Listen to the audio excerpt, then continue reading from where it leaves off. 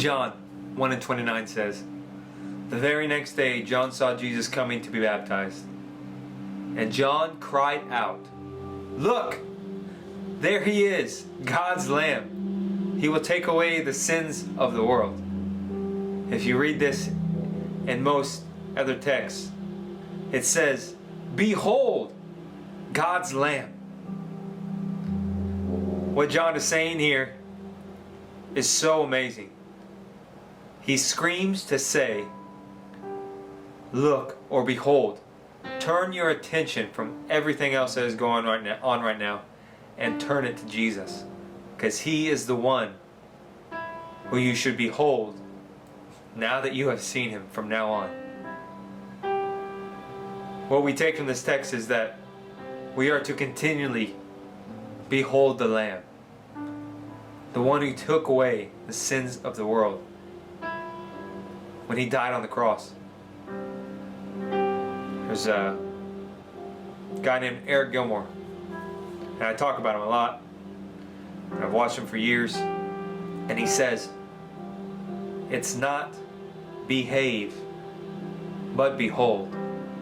My pastor says it like this: when we behold Him, we are beheld by Him. And the Lord spoke this to me one time: when you behold, you become. To go back to the first one, Eric Gilmore says, don't behave, but behold.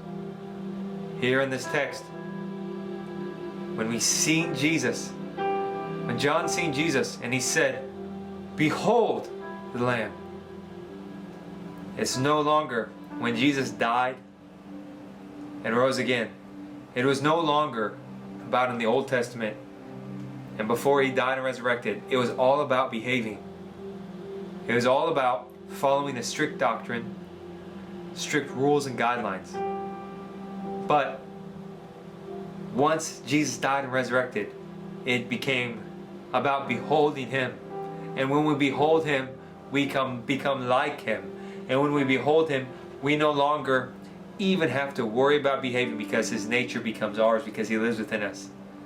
And this is simply what Eric means when he says this, that the Lord spoke this to him, that as I behold Him, behaving is not even an option or a desire. It comes naturally as I look to the one who took away all my sin.